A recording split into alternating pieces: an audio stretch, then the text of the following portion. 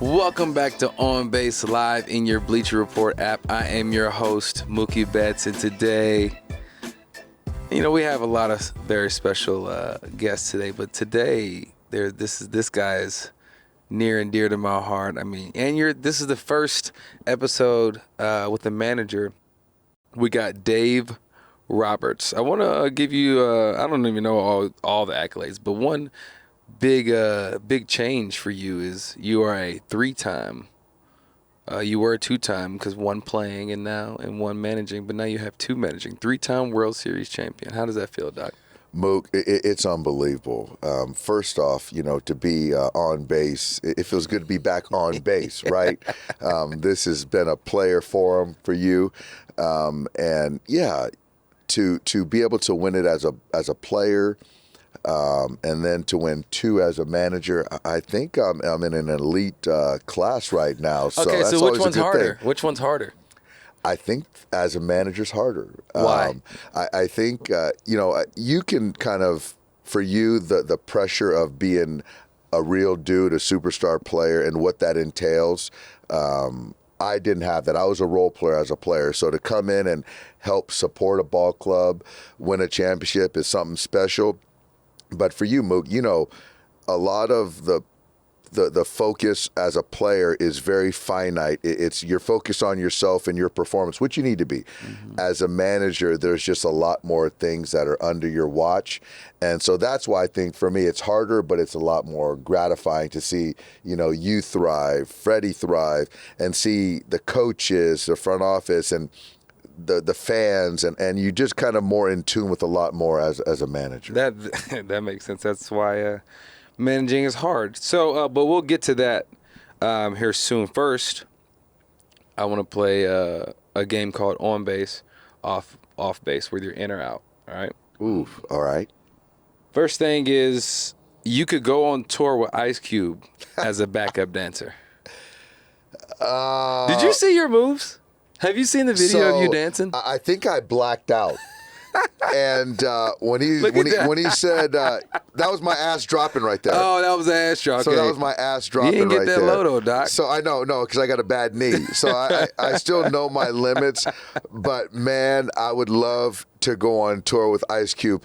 I'm telling you, Mookie, this was it took me back to 1988 when I had a Nissan Sentra, a red Sentra, and I had my 210s in a wood box, because that was what you did back in the day. You used to get a box made. You used to put your woofers in the trunk, and your license plate would be beaten up and racketing, making all that noise. But man, I would listen to NWA and Ice Cube all day long, and so that kind of took me back. Man, I could tell. You look good. I'm on base with that, too. I think you could go on and be a backup dancer. Okay, so what about this? The best perk of winning the World Series is you win free books at the public library. Yeah. I'm off base on that, too. I'm off base on that. I seen it was going around on Instagram. We'll revisit later. Yeah. But it was since we won the World Series, we get free admission to the strip clubs in L.A. I said, you know what? We'll talk later. We'll see. Put a pin in that one. Yeah, we got to see about that later on. But I'm off base on the free books. Thank you, library, for the free books, though. Love the free books. Yeah. All about reading, but I'm off base on that. Yeah, I'm off base on that. Okay, so what about this one? Last one. A decoy should be the official mascot of the Dodgers. On base. I'm on base on that, too. On base. I've never seen a dog act the way that dog. It's the perfect dog of all time. No, and the thing is that I'll tell you, that's where Shohei, as we see this picture of Decoy and Shohei, that Shohei is as comfortable in his own skin when he's with that dog. Mm-hmm. And you know what? My daughter told me the other day, she was like, you know what I think is that when Shohei has Decoy, it takes the attention off him. Oh, it puts it on Decoy. And so it allows him to sort of let people just focus on Decoy. So to your point, I'm on base with being our mascot. Yeah, I'm with it. I think we just get Just get a costume of him made, and someone should play decoy, all the time. All and the travel time. with us and whatnot. Yeah. Like the Fanatic. Philly Like the Fanatic. We need decoy, though. For decoy to learn how to deliver a first pitch in like 2 weeks, that's unprecedented. So if he can do I don't know what kind that, of dog that is. decoy can lead us to another championship. I agree with that. Okay, all right. So enough of that game. What about this? I want to take me through those 10, 15, 20 seconds of Walker striking out the last guy immediately after. The weight just fall off your shoulders. What was it? You know what? It was when we won it in 20, it was like relief, and I couldn't even enjoy it. But this one, when Walker punched out Verdugo, it was pure joy, elation, and I'm still enjoying it, Mook. Yeah. I'm telling you, and it's like we've had all these haters and tell us this or that and the other, and all this noise that I always try to, get you guys to block out. And so once he made that last pitch, I just looked to the skies and looked to my father, who's resting peacefully up there in heaven, and I couldn't be happier. I wanna talk about that playoff series there, or not even that series, but the whole playoffs really going in late into the season. We're still playing, so that was a good change for us because the last couple of years we got put out early, but we had won the division kind of early a little bit when we shut it down, and so this time we're going in, still playing. We really get, I ain't gonna say one series off, but it was just the last series. And we're going in, you got San Diego. And they really kicked their ass all year. All year. So how were you feeling about it? From your perspective. I felt from my perspective that was the World Series. I felt that at that moment in time, when we started the postseason, they were 1 through 26, the best team. 100%. And when you play a team as much as we played those guys, the novelty, the awe factor, that was all gone. They were no longer afraid of us. Mm-hmm. We're familiar. They beat us up in the regular season, so they were hungry. They hadn't won a championship, so I felt that was going to be our biggest challenge, especially in a short series. And so when we got down 2-1, and we had already gotten put out the last 2 years, so that was already way. That's right. That was already extra. A burden that we had to deal with.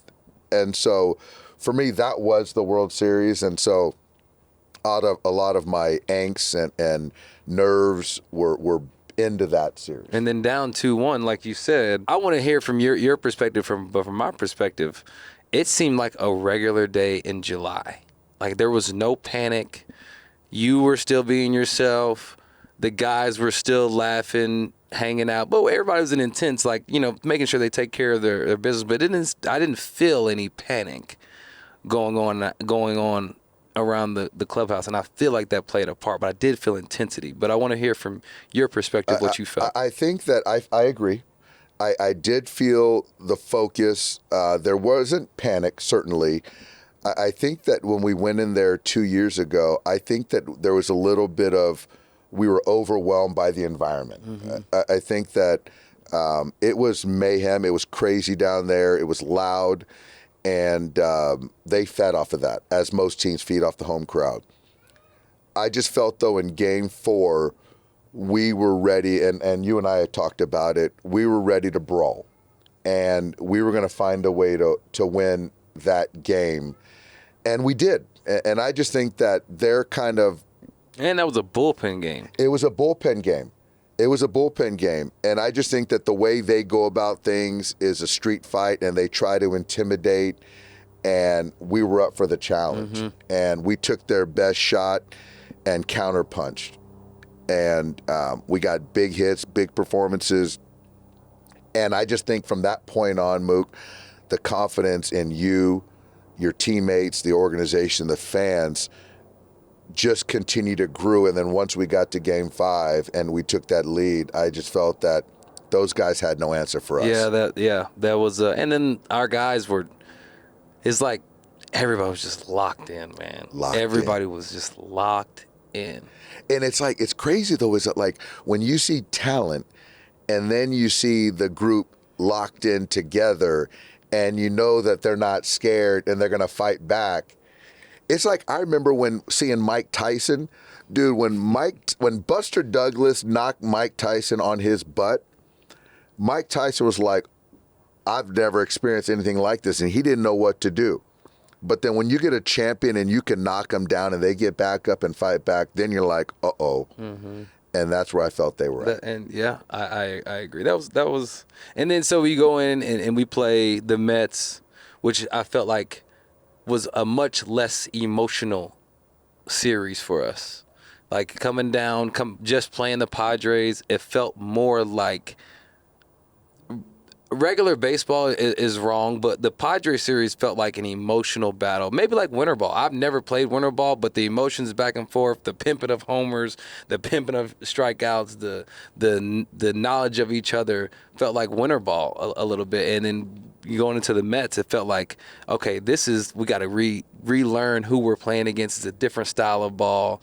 I don't know. I wonder if you're from your perspective. I love that. And not even to mention all the stuff that went on with the fans. Mm-hmm, mm-hmm. You know, Profar in the stands, and then the stuff with Machado. It was like a winter ball kind of, exactly. You know, gloves are off. We're doing whatever it takes to get a competitive advantage.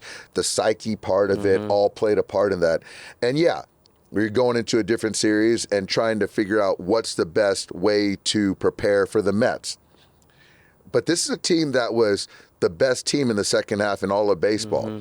You know, they were living with this whole gremlin thing or whatever the heck they had going on, that they were trying to vibe off that. Yeah.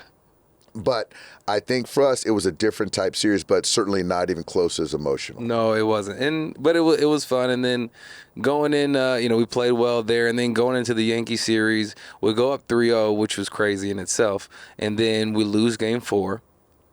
And then we're down 5-0 Game 5, right? I mean, everything before then is kind of, whatever. But now we're down 0 Game 5, and you have a unique perspective because you've been on the other side, down 0-3, and you won a game. And now, being on the Dodger, you're down 5-0, and you've been on the other side like smelling blood, like we gotta go. So I want to hear both sides, because being down 5-0 there, I'm like, okay, I don't want to go back to LA. If we have to, cool, but like we got to figure out something. And you managed that game differently, and so I did, Mook, and because I have been on the other side of it, and when you're down 3-0. You're at the point where you have nothing to lose now. Mm-hmm. It doesn't matter who was favored, who wasn't. When you're down 3-0, everyone is expecting you to lose anyway. So now, that for me, it's freeing. And so they played free, won Game 4. And I will tell you this now publicly, I was so afraid to come back to Los Angeles for Game 6, knowing we still had Yamamoto in our back pocket. But the point being is that if we were to come back, the noise, the pressure becomes real. Mm-hmm. Because then you're going to start potentially being part of history in the wrong way. Mm-hmm. A team that gave up a 3-0, because it's never been done in the World Series. We did it in the ALCS, the Yankees versus the Red Sox. Mm-hmm. And so for me, that was the fear of going back. So to your point, yes, I managed with urgency. Even when we were down 5-0, I didn't know how we were going to finish this dang game.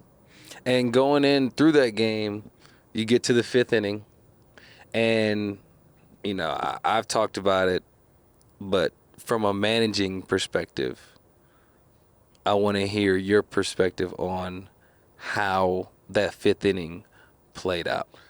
I just felt that we're down 5-0, and as that 5th inning started, truth be told, I'm really trying to think about how to really best equip ourselves for Game 6, because they were going to have to exhaust everything. And Cole was shoving. I mean, at that point in time, he had a no-hitter. Yeah. And so he was shoving. And so for me, Kike leads off with a base hit. Tommy hits a unassuming fly ball. and it gets dropped. And then there's a ball that's not made off Will Smith's bat in the hole, and it's like, uh-oh. And here you come up, and you leg out. And the thing is that's what people don't get, is that Kike makes a turn around, bends it to make it a little bit more difficult play for Volpe. And if you go back and you watch that play, that's a very heady baseball play. And another one for you is you cue the ball off the end of the bat, but instead of putting your head down and being upset with yourself, you run a hard 90, and the game honored you. And that's what I talk a lot about. So those are things that, they caused some trouble for themselves, but we took advantage of for the way we play baseball, right? And so as you guys started clawing your way back, my thought now shifted to, they fought their way back. I've got to now be all in on how I manage the rest of this game. And yeah, because it went from, I got to prepare how we're going to look for game 6 to, we can win this one. And so that a lot of your decisions change at that point. Then Freddie gets a hit, and it's 1st and 3rd, and Teo's up.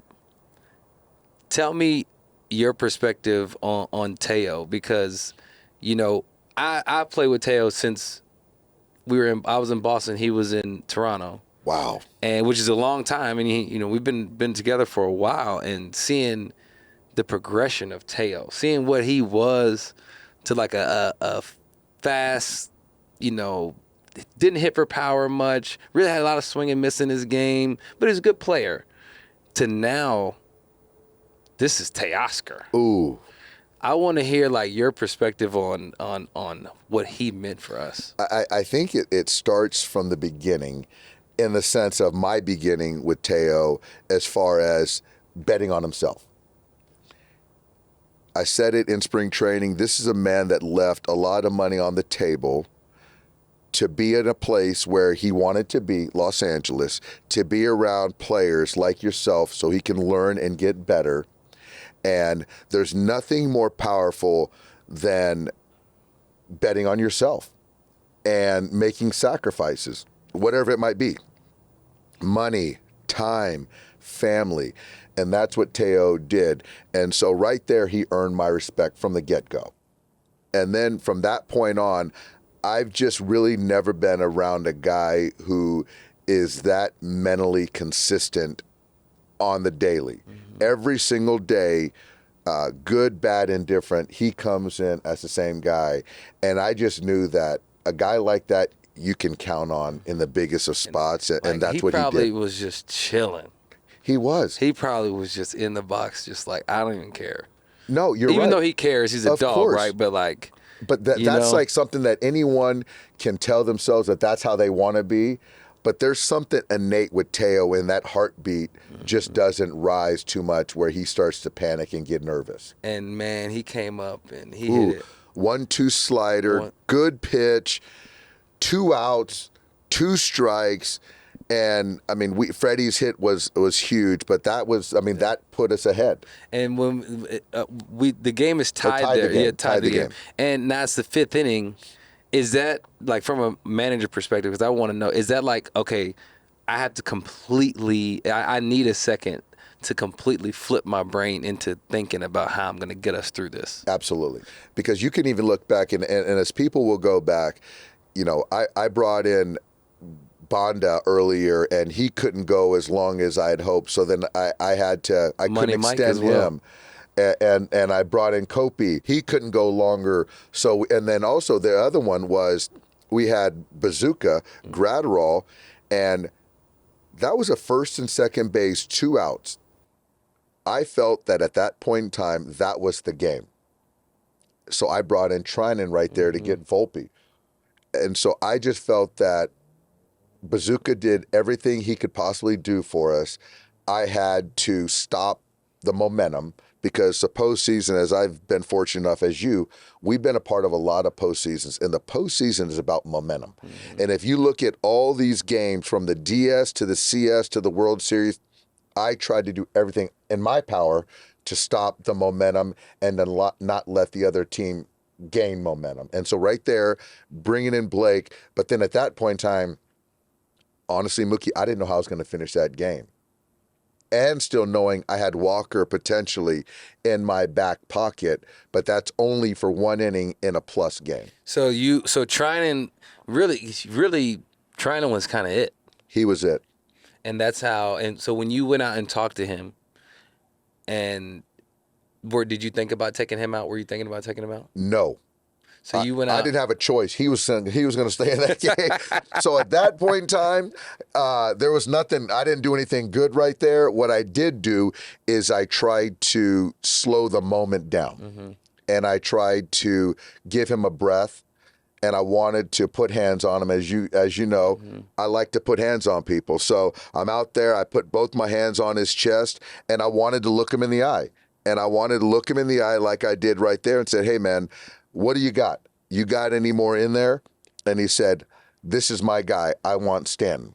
And so the interesting thing is I was expecting Daniel Hudson to be ready for the next hitter, Rizzo, because he had already thrown close to 40 pitches. And I'm also trying to be mindful of a player's health. And then so after he gets Stanton to pop up, Mook, I'm waiting for him to look at me because there's only one pitch. But I did tell him one hitter. And so he didn't look at me. Because if he looked at me, I was going to go get him. He did not look at me. I'm on the top step, and then Freddie is at first base, subtly, respectfully, moving his glove like, let him get him, let him get him. Oh, wow. So Freddie played a part in this. So Freddie played a part in this. And then, so you know what? I looked at Freddie. Blake didn't look at me, and I go, the right decision is to stand down and let him get him. So would you have before, in years prior, would you have went and got him no matter what? In years prior, I would have got him no matter what. And why? Is that because of is that just like it's more of a feel thing. Okay. It's more of a feel thing. And I just felt that he was, for me, and no disrespect to anybody else, I just felt in that moment we were going to live or die with Blake Treinen on the mound. And I had to trust him. And you went through making the right decision, making the wrong decision. So it's not like one of those things. It was just what you felt in that time, and what you felt in that time was right with him. Yeah, that's right. That's right. And then going in, no matter what, Walker Buehler has a ninth. How'd you feel about that? I just felt that no matter what, with the lead, Walker was going to have the ninth. And how did you feel about running him out there with one? Especially with the way he had been pitching. With the way he'd been pitching, I felt really good about it. But again, I was willing to take on the cost of a potential Game 7 by running Walker out there. He wanted it. He's been there before. And honestly, I just felt right then that was our best option to win the World Series. And we did. Speaking of winning the World Series, the process of winning the World Series, playing the regular season, right? And through this regular season, we had like a record of injuries. And, from my perspective, I'm like, man, this is crazy. Like, I don't even know. Sometimes I don't even know who these guys were that you were putting on the mound. I'm like, we don't even have guys to finish games, and we just have to pick up a guy for today, and then you know how it is. And so, is that hard? Is it hard to how hard is it to manage that? You know what? This was certainly my most trying year. Obviously, when you look back, it's my most gratifying and satisfying year. I think, Mook, it's one of those things where, again, it goes back to your question earlier about what's more satisfying, winning it all as a player versus as a manager. Because I can't control, you can't control the injuries, but I have to be able to control the mindset of the players to keep things moving forward. And so this year, I've said it many times over, this has been my favorite team because it was the trust that you guys had in me. And regardless of who we ran out there in a lineup, who we ran out there to finish a game or throw innings, and I know there's times you were in the outfield going, I have no idea who this guy is that's coming out of the bullpen. But you guys had the trust in me and the organization to say, you know what, it's what we got, and we're going to ride and we're going to roll with it. And you remember going in because we were really okay. Like we had a lot of injuries, but we were really okay. And then Glass goes down. And when Glass goes down, that's when it was like, ooh, that hurts. Because, like, I don't know how we're going to – because Walker hadn't become Walker yet. And that's the day, and we'll talk about that. Walker hadn't become Walker yet. Yoshi was hurt, or coming back maybe. Coming back. We had just traded for Jack. We were like, I don't even know who's going to be in there. Glass was supposed to be our guy. He was supposed to be our guy. And with him, everything was going to be cool. He gets hurt. Then we have a meeting. You call a meeting. And in that meeting, you kind of gave us some words of encouragement. Do you want to speak on the meeting, kind of what you kind of told us about it? Okay, yeah, real quick. Like from what I heard was, really some words of encouragement. You really let us know that you still believed in us. Like even though you could argue that it was fake and with this X, Y, and Z at the time, because we could have been really emotional losing Glass at that time, but like you still believed in us and you felt it in the message. I did. I've told you guys and people that know me, I'm not a big meeting guy. I just feel that the players, I like to have one-off conversations. I like the one-on-ones or, get in the outfield or get in the infield and, talk like that, have good casual conversations. But there was a lot of talk, even, leading up when we signed him, that he was going to be our guy going through the postseason. Mm-hmm. And so even when he was hurt, all we heard was, and even from Tyler himself, is like, I'm just going to be ready for the postseason. And then so when you're thinking about the postseason, you're always thinking about that big dog, that horse to lead the rotation, to anchor the rotation. And then once we lost that, I just felt the air come out of the room. And so we ended up losing that night. And then so I just contemplated, I really did, Mook, like, I think this is the time for us to have a meeting. I need to kind of get the guys together and say we have enough. And I will tell you this, is that it was premeditated in the sense that Walker wasn't Walker at that time. Yeah. And I wanted to challenge him. You called him out in front of everybody. I called him out in front of everybody. But I knew that I had already been with him for 6 years, that we had that relationship for 7 years, that I could do that, and he would take it as respect and knowing what I thought he could do. Mm-hmm. And we needed Walker to be Walker right then to give us a chance to win the World Series. He was pitching the next day. He was pitching that night. Oh, was it that night? It was that night. Oh, yeah, because we had the meeting before. That's right. And you said, we need you to step up. And get on the heater right now. You literally told someone, I need you to get on a heater. And I've never done that. I've never heard that. I've never heard that before. But he and I have that relationship where I needed him to hear it from me in front of his teammates. And I felt that he was one person I felt that could rise to the occasion and that could rise to that challenge. I want to know what his numbers were after you told him, I need you to get on a heater. Next time, if you see me struggling a little bit, can you just tell me I need you to get on a heater? If it works that easy. It's going to happen next year. At some point in time, I'm going to have to get on you, and you're going to wonder if you can ever get a hit again. And so there you go. You got it. And then one last on injury front. Then Freddie hurts his ankle right before playoffs, and that's a tough way for you to manage because it's like, okay, you got Freddie Freeman, who won MVP on one leg, but also he couldn't really walk. So how do you balance putting him in the lineup versus managing this man's health and his own personal? How do you manage straddling that fence? Because you got the Dodgers to win a World Series, but you also got Freddie Freeman, who, if you know Freddie Freeman, one of the most beautiful human beings of all time. Of all time. I think the health of the player is always my number one focus. Mm-hmm. And so that part was actually really easy. The harder part, which I think at that point in time in the season, we collectively got to a point where we weren't going to be denied this year. And there weren't excuses where in life, in past teams, people always look for an out on why you potentially might or might not succeed. And with this team, it didn't matter if we lost Tyler, all these guys that we lost Freddie for a minute. Whatever we had that night was going to be good enough for us to win a baseball game. Mm-hmm. And so whether Freddie, had to take time with his family. Freddie had to take time with his ankle. It killed him more than anyone. But I just felt that in the room, we all believe that we're going to pick him up because he's picked us up. And sure enough, when you get to the World Series, he goes and shows out and he picks us up. So that's why this team was just different, Mook. It was like, and I think that, and I do believe the fans saw a different sort of demeanor fight from this 2024 Dodger Ball Club.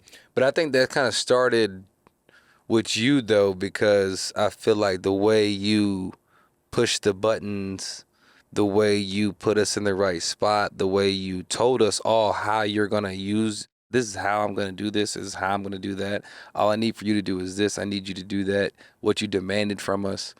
Like, even in BP, like, people don't see, but in BP, you challenge us to get hits. You challenge guys, hey, I want you to get this guy out. Just stuff like that. But, all that you did, I think, set the tone. It was really, so all that fierce, especially during the Padres series, I really feel like it could have been really easy for us to be out of character. Yep. Especially with Absolutely. all that was going on. But you really you never broke. And I feel like that held us all together. This team, I will say this, and for you to say that is, when you do this job, there's a lot of, I sign up for taking the bullets for players to protect them. My job is when things go well, the players get the adoration and credit, as they should. It's a player's game. And when things don't go well, I could have probably done something different. And again, that's my job. But for you to say that goes so deep in my soul.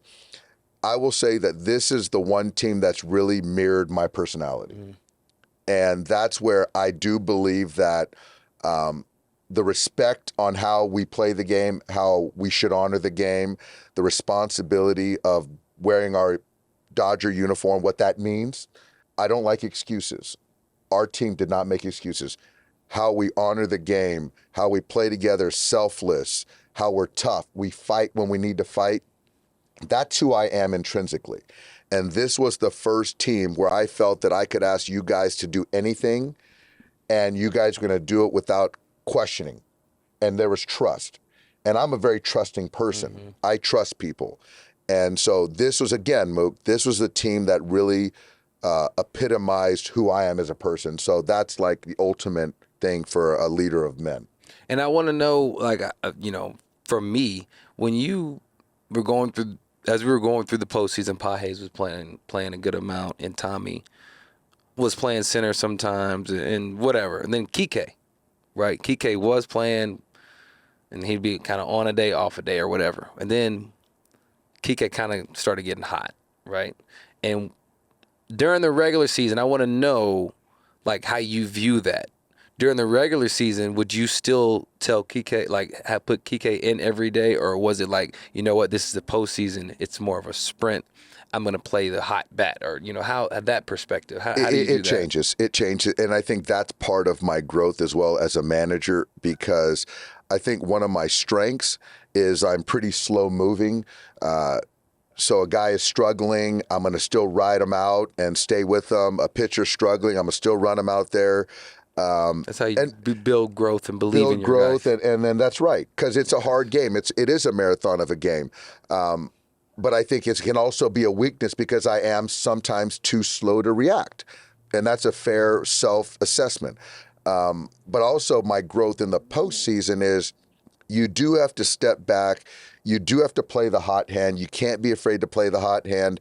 I moved the lineup around a lot during the postseason, more than I ever have, because I felt that certain guys I wanted to get up there more often, and I felt there were going to be bigger spots. And when I moved certain guys down, there was still no complaining about it. They bought in. They didn't use it as an excuse that now they're hitting lower in the order. They were ready when called upon. So to your Kike question, there was no hotter player in the postseason.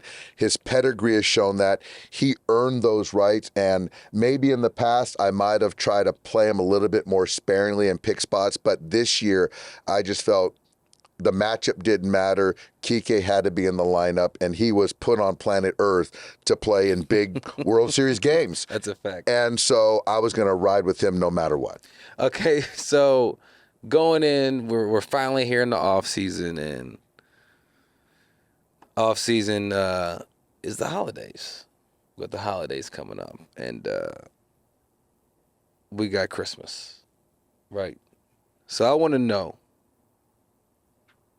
if Dave Roberts left a note to Santa on what he would want the Dodgers to kind of a wish list of guys or a guy or whatever. What would you write to Santa? I would write to Santa because I don't know if I can speak on individual names. Mm-hmm. But or in positions, whatever you like. I want to bring back a guy that we had in the bullpen this year. I think that we talked a little bit about earlier. I would love for Santa to bring me another bullpen arm who's a high leverage free agent. I want a starting pitcher. And I want to bring a guy that had a couple big homers for us in the postseason. That was with us this year. Okay. If we can bring that guy back. Okay. And he's from a Latin American country. But, because I just think that there's certain things that, what people do for the culture of the ball club, the dynamic, there's something to being able to post in big spots to play for this organization in this city. Those things matter. Yeah. And there's things that are a lot of unknowns about players, but if you can already know some of the things that are now known, that's information. That's valuable. Mm-hmm. That's a fact. So going into the World Series, I know Boone. Talk to me about Boone. I know that World Series was obviously, between the Dodgers and the Yankees. But you and Boone actually have a personal relationship. And so can you tell me about like how you guys have a personal relationship? So I'm a Bruin. Aaron Boone is a Trojan. And so we had some battles back in college. And so it's just crazy to see that you had two college kids going head to head. And then now, unfortunately, Mookie, you got this brutal video of me getting thrown out at third base. So, by the way, that didn't happen very often, but Boone was at third, tagging me out, and us two are managing in the World Series. It's incredible, and so there's a mutual respect, and there's a long history, and so he and I are unique in the sense that I would say we're the only two people in sports that have a job that, and there you see us hugging and talking after the World Series. And he's the one who reached out to me afterwards that he wanted to put eyes on me and kind of say, congratulate me in person, that in our two respective markets, that if you don't win the World Series, you failed. And you're expected to win the World Series every single year. And if you don't, it's your fault. Mm-hmm. And so he managed and things didn't work out. I managed and things worked out. Our players performed and did what they could do. Not to say that I managed better than he did. That's baseball. That's sports. But I just got so much respect for Aaron Boone. So when he was over there, like, were you, was it anything extra or anything knowing that that's your homeboy where you're like, or was it like, no, this is in between the lines. This is Cutthroat.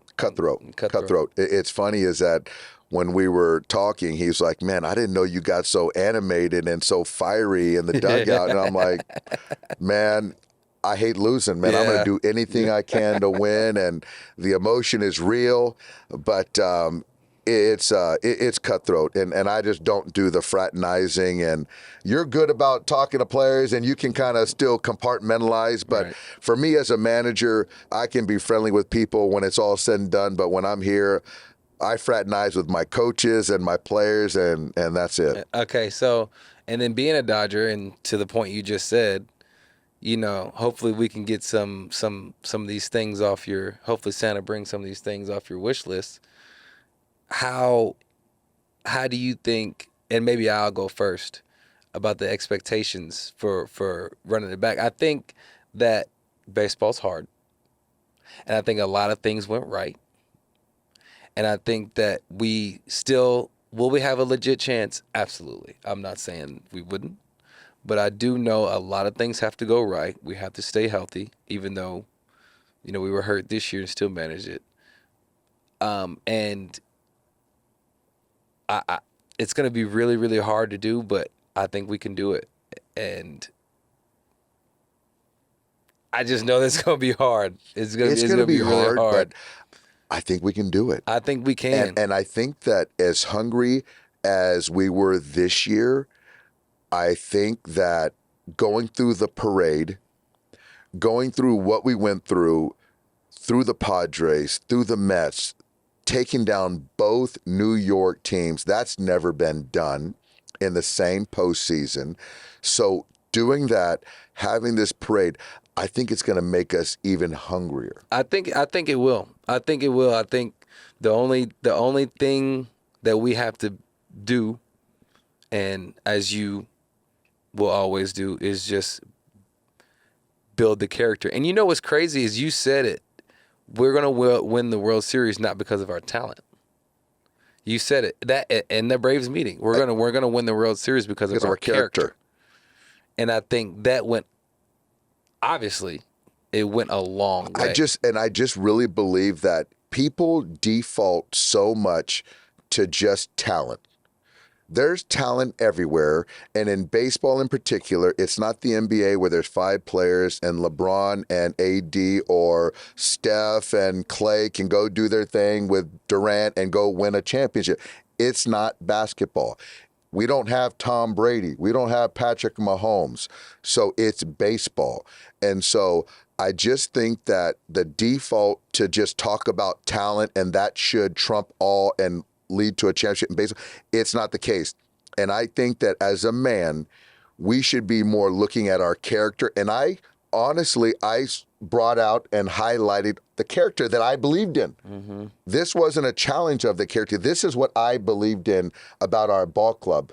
But like I told you guys, I can bet on and believe in your character, but if you guys don't believe that you guys have that character inside of you and inside this clubhouse, then it's all for naught. Mm-hmm. But you guys showed me and showed each other, most important, that you guys had the character, and that is what I believe allowed us to win 11 games and be 2024 world champions. Yep, I agree. And I do, like I said, I do think it's going to be hard, but very doable. So we'll see what happens. I do have some superlatives I want you to give out.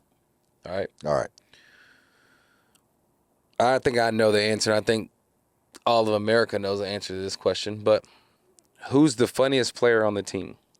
Kike Hernandez. Yep. Didn't take long. Kike. So there you go. Managing Kike as the player, I'm sure, is really easy. It's really easy. He's a gamer. The player, very easy. But what about the person?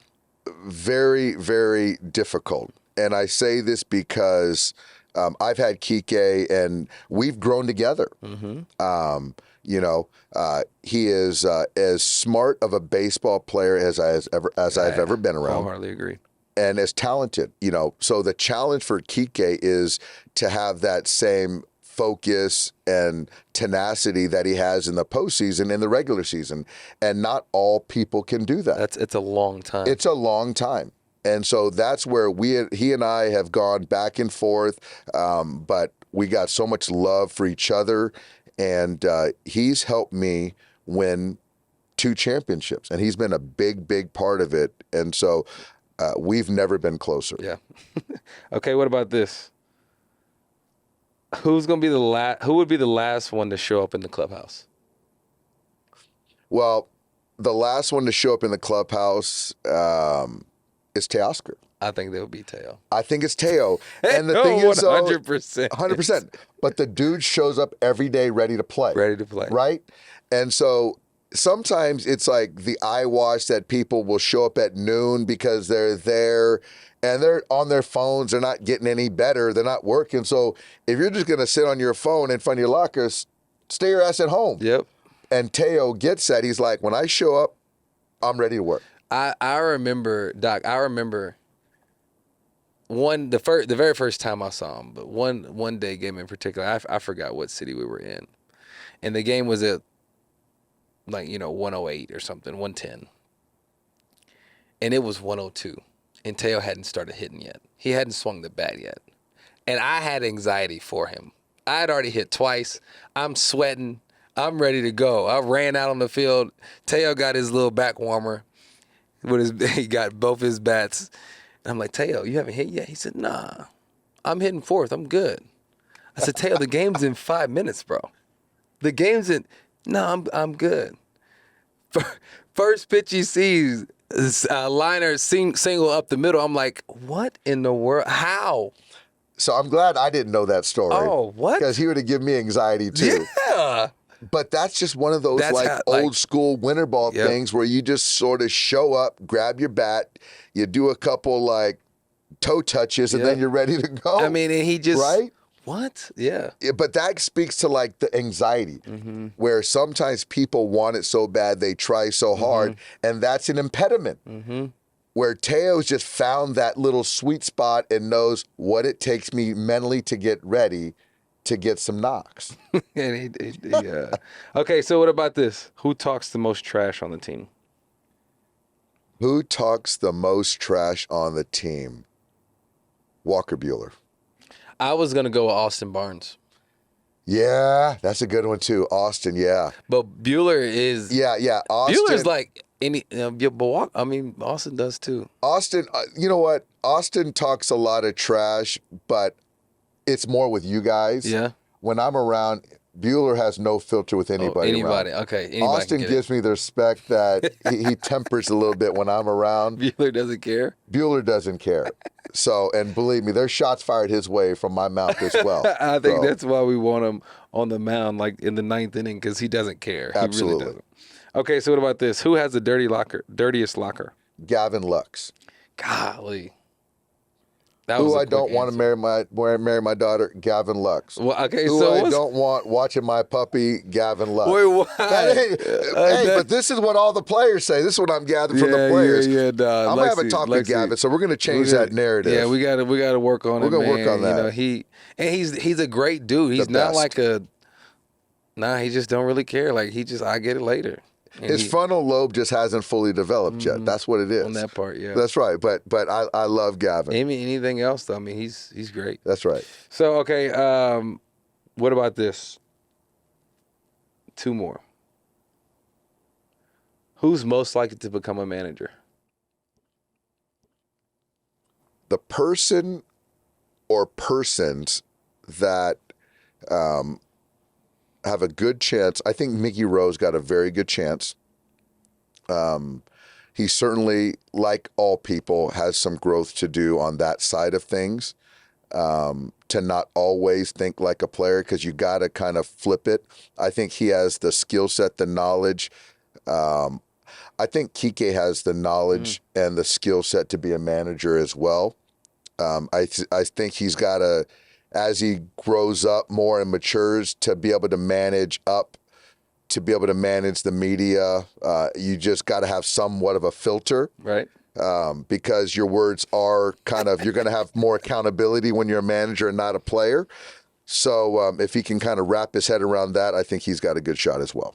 Okay. And then the last one, most important question. Who would you ask to play in a golf tournament with you? Oh, none other than Fitty, Mookie Betts. I would say Will Smith, though. No, I want you, because the thing is, though, is that we're getting strokes too. Oh yeah, so for the people that don't know about golf, so when you're like a one handicap like Will Smith, you're like a scratch. Oh, yeah. So it's like you got to play like lights out. See, Mookie's like they call a sandbagger. He says he's like a 12 or a 13 index, but he's like a 5 or a 6. So we're going to take that 12 or 13 index to the golf course, and we're going to take everybody's money. So for you, I'm taking you. All right, we're going to make that happen. Yeah. Okay, so I got some fan questions before I let you go, Doc. Okay. Freddie's homer. Where does it rank among your baseball moments that you've been a part of? greatest moment I've ever been a part of. Even better than your base? Even I guess better your than my base base. was kind of in the midst of a game. In the midst of a game. And then it took David Ortiz to hit a walk-off for my game to matter, right?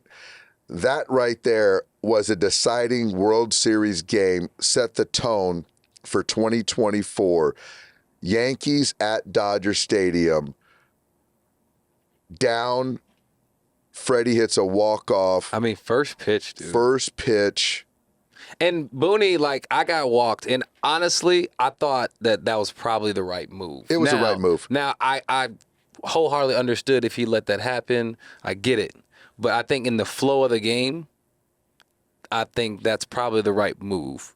And that's the thing, is that in the flow of the game, that's the hard part about, there's matchups, there's the flow of the game, there's who you're willing to fail with, or who you're willing to beat you.